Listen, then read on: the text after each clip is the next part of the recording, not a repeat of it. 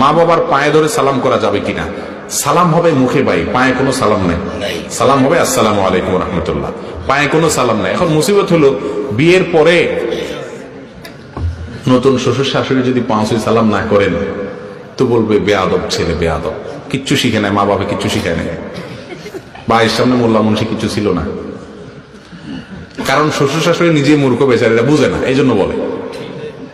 আপনি ভক্তি প্রকাশ করবেন, ভালোবাসা শ্রদ্ধা দেখাবেন, নম্র হবেন, তাদের সামনে জড়সড় হয়ে বসবেন, কিন্তু পাঁচই সালাম নিবেন না। পাঁচই সালাম করা এটা হিন্দুদের একটা কালচার থেকে আসছে। হিন্দুদের মধ্যে কলকাতাতে এবং অন্যান্য জায়গাতে আছে, হিন্দুরা নেয় হলো চরণধুলি। তারা কি নেয়? চরণধুলি। পা ছুঁয়া ধুলাগুলা নেয়, চরণধুলি নেয়। চরণ মানে পাও, চরণধুলি মানে পায়ের ধুলা নেয়। ওখান থেকে আসছে কদম বুসি, ইসলামিক ফরম্যাট আর কি। কথা বুঝতে পারছেন? আমাদের নবী সাল্লাল্লাহু আলাইহি ওয়াসাল্লাম যে সালাম শিখিয়েছেন সেটা হলো মুখে, আসসালামু আলাইকুম ওয়া রাহমাতুল্লাহ।